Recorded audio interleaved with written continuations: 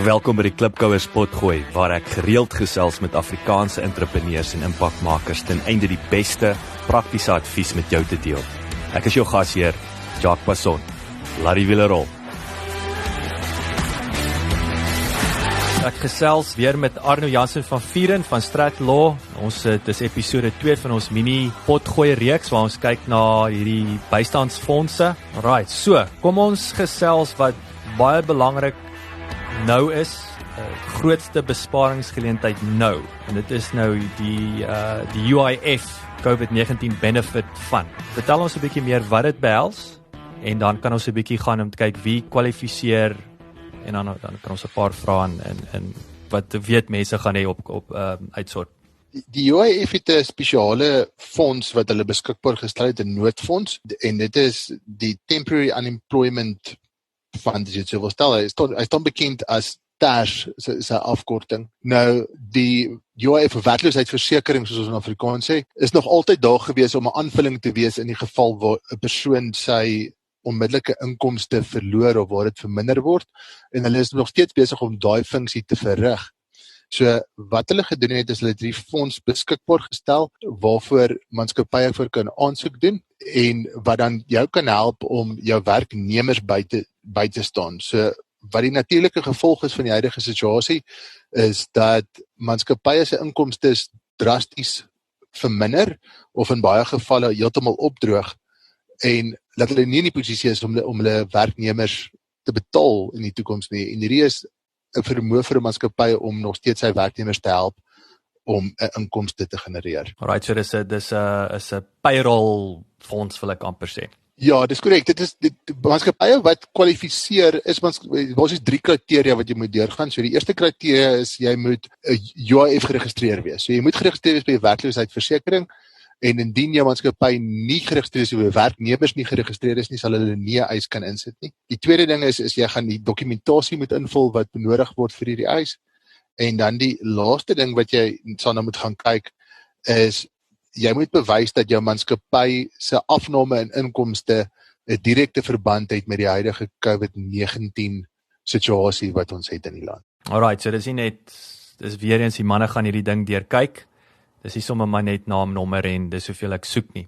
Hoe afhek is hierdie net vir besighede beskore? Wat ek dink as ek UIF dink ek aan huishulp, mense wat by die huis werk en so aan, of is daar geleentheid om mense Daar's versekerde geleentheid. Hierdie is een fonds wat nie 'n beperking het om te sê hy is net vir klein saakondernemings of hy is net vir geregistreerde besighede nie. Enige persoon wat 'n betaalstrokie kry en wat daar op pay as you earn en UIF oorbetaal word, is geregtig om van hierdie fonds af te eis. So dis regtig 'n geval van dis groot oop. Die werkloosheidsversekeringsfonds is dan ook 'n fonds wat redelik sterk is in kapitaal en sal kan uithelp vir 'n periode. Op hierdie stadium kan mense eis insit vir 3 maande se inkomstevervanging, en so dis 'n aansienlike bedrag wat jy eintlik kan opmaak oor die periode. Nou in terme van die werkers en so aan, ons praat 'n bietjie die unies, moet daar met die unies, veral met jou groter maatskappye, moet daar met hulle samesprekings gevoer word, wat se rol speel hulle? So op hierdie stadium, indien jy meer as 10 werknemers werknemers het wat vir jou werk in 'n spesifieke organisasie, is daar vereiste om te sê jy moet 'n kollektiewe kontrak aangaan. So daai kontrak word bepaal tussen die werkloosheidsversekeringsfonds, tussen die bargaining council wat dan vir jou maatskappy daar is, en dan die werkgewer self. Die praktiese implikasie daarvan is egter dat die bargaining councils op hierdie stadium nie werksaam is nie. So jy sukkel verskriklik om by hulle uit te kom om enige iets gedoen te kry. En dis dan 'n werkgewer vry om dan die nodige vorms in te vul, motiverings te skryf en dit dan reguit te stuur aan die werkloosheidsversekeringsfonds, en daai kontrak tussen hulle kan plaasvind. Ek stel egter net voor dat jy ten minste 'n kennisgewing rig aan die bargaining council om hulle net in te lig dat jy besig is met die proses en hulle die geleentheid te gee om terug te kom neer. Alright, so baie belangrik, jy as werkgewer initieer die hele proses en die aansoeke. Korrek, jy gaan die hele proses begin namens jou werknemers. Die fondse wat jy inkry, kan jy ook bepaal dat dit in jou maatskappy inbetaal en jy dit dan uitbetaal aan jou werknemers, of jy kan vra dat dit elke werknemer se fondse apart aan hom moet uitbetaal. So jy kan die proses namens jou werknemers administreer deur die hele aksie. So wat is die maksimum bedrag waarvoor mens kan kwalifiseer? So die bedrag wat uitbetaal is gedefinieer in die werkloosheidsversekeringswet, is 'n bedrag vir hierdie spesifieke vergunning wat hulle vir jou gee, is dit 'n bedrag van tussen 30 en 60% wat uitkom van jou verlore inkomste per werknemer, maar hy het 'n maksimum bedrag van R17.712 per maand wat dan uitbetaal aan hierdie werknemer. En dit word direk in die werknemer se bankrekening betaal, of kom dit na jou toe en dan van daar af hardloop jy hom soos 'n payroll? Jacques, soos ek genoem het, daar's 'n keuse, so jy kan 'n eleksie maak om te sê dit word in jou bankrekening inbetaal, of jy kan 'n eleksie maak om te sê dit moet direk in jou werknemer se bankrekening inbetaal word. Okay, so dis 17.000, so wat's daai bedrag weer? R17.712 is die maksimum bedrag wat per persoon uitbetaal kan word. En dit sal dan 'n berekening wees wat plaasvind wat tussen 30 en 60% van verlore inkomste op sal neerkom vir daai werknemer. En wat is die terugbetaal vereistes? Daar's geen terugbetaal vereistes nie. Hierdie is 'n versekering wat maandeliks oorbetaal, 'n werknemer maandeliks oorbetaal vir 'n geval wat hy 'n verlies van inkomste het. En die huidige situasie is 'n verlies van inkomste wat daar gestel word. Vir 'n werkgewer om hierdie aksie te kan initieer, gaan hy egter moet 'n verlies van inkomste by werknemers bewys, wat beteken indien jy in 'n posisie is om jou werknemers volle betaling te betaal op die oomblik, sal hulle nie kan aansoek doen hiervoor nie. Daar moet 'n verlies van inkomste wees. So kom hardloop ons net vinnig deur, wat is hierdie proses dan? Wat is stap 1, kom sê stap 1, 2, 3, 4. So net so 'n bullet point van ek het behoefte.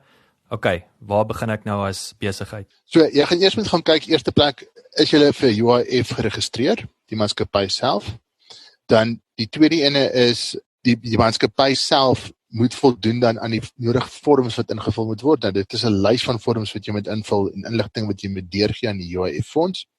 En dan die laaste gedeelte daarvan is soos jy gesê het, jy moet 'n kollektiewe of 'n direkte verbinding eintlik bewys tussen die huidige virus wat ons getref het, sowel as die verlies wat jy gekry het. Van daar af gaan jy gaan en jy gaan 'n magtigingsbrief skryf aan 'n individu wat die proses namens jou kan hanteer. So dit kan iemand wees in jou besigheid of dan 'n eksterne konsultant soos Stratlaw. Van daar af kan jy gaan en jy gaan aan jou ooreenkoms, hulle praat van 'n memorandum of agreement, wat jy dan aangaan tussen die UIF, die bargaining council, indien hulle daarbey wil teken of jou reaksie gee, en dan die werkgewer self. Van daar af gaan jy aangaan en jy gaan die nodige inligting van jou werknemers gaan jy op dokumentasie laai, en die bankbesonderhede ook van waantoe dit moet uitbetaal, en jy gaan dit indien by die UIF fonds self. So uitbetalings van daar af vat op die kortste 30 dae. So jy gaan 'n 30 dae periode hê wat die proses eers moet hardloop voordat jy gaan enige fondse ontvang. Okay. En ek dink die eerste voorbeeld wat in my kop opskiet is ouens soos restaurante byvoorbeeld, nee, wat direk geïmpakteer is nou en as 'n klassieke voorbeeld van mense wat sal kan aansoek doen. En ek kan aanvaar as jy hierdie kriteria byvoorbeeld soos hierdie ouens en jy vul alles, is jou kans baie goed om dan hierdie uitbetaling te kry. Ja, dit is, ek dink die oomblik as jy kan bewys daar's 'n verlies aan inkomste, is jy geregtig daarop. So dit is 'n proses wat jy redelik jou betalings behoort te bekry. Ja, uitbetalings, ons het 'n klomp verskillende scenario's van persone wat op hierdie stadium geaffekteer word. So jy is heeltemal teregtelik restaurantpersoneel op hierdie stadium. Enige vervaardigingsbedryf is nogal groot. Jou masjieniste of fabriekwerkers op hierdie stadium, is meeste van hulle word 2 weekliks betaal. Wat beteken hulle periode gaan nou uithardloop in die volgende 3 dae. Die 12de is hulle laaste betalingsdatum, en van daar af gaan daar maar harde besluite geneem moet word of maatskappye kan bekostig om 'n verdere betaling te maak. Alright, so ons het nou vinnige opsomming. So ons het nou natuurlik business partners, hy's aan die rol, maar ja, aansoeke het gesluit, maar soos ons gesê het, dit lyk of ongeveer net 30% suksesvol gaan wees, so die geleentheid is nog groot. vir business partners, so die ouens moet reg wees vir die volgende ronde. Ons het nou vinnig gepraat oor die Oppenheimers se fonds wat nog in werking is in die proses, maar ons sal natuurlik julle ouens op hoogte hou. UIF wat 'n onmiddellike geleentheid is, juis en ek dink omdat hy so lank vat, hoe vinniger jy begin met daai proses, hoe beter, en natuurlik dan sal ons later in detail ingaan. Arno, daar's nog 2 fondse nê wat daar buite is wat 'n geleentheid is. Bystandsfondse, maar so ek sê ons sal dieper delf in 'n volgende episode. Dis korrek, as 2 ander wat deur die staat voorgestel word, so ons het die Business Growth Resilience Facility en dan die Debt Relief Financial Scheme wat ons net oor sal gesels in 'n volgende episode. Ek dink net wat ek net wil noem, Jock, voordat ons dalk afsluit, is werkgewer op hierdie stadium net lê daarop dat die proses wat gevolg word op die oomblik vir die werkloosheidsversekering eise wat ons insit, is nie 'n formele permanente afleggingsproses nie. Indien jy formele afleggings wil doen, gaan jy nog steeds deur die 189 proses moet werk, en dit is normale arbeidswetgewing wat geld. So hierdie is 'n tydelike aflegging wat gebeur as gevolg van die feit dat jy of verminderde tyd werkers laat werk, of hulle glad nie kan werk nie as gevolg van betaling, en hulle gaan moet terugkom werk toe aan die einde van die periode, en indien dit dan nodig is, gaan jy nog steeds 'n formele proses moet volg.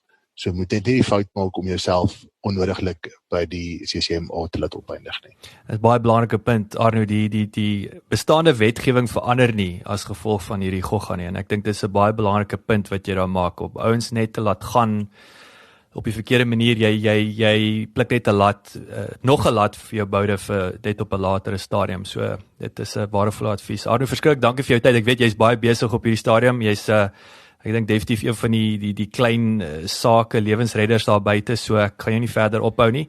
Dankie vir jou tyd, dankie vir lekker gesels, en dan vang ek jou weer volgende week. Dankie, Jock, en sterkte vir julle vir volgende week, en sterkte vir al die saakondernemings daar buite. Dankie.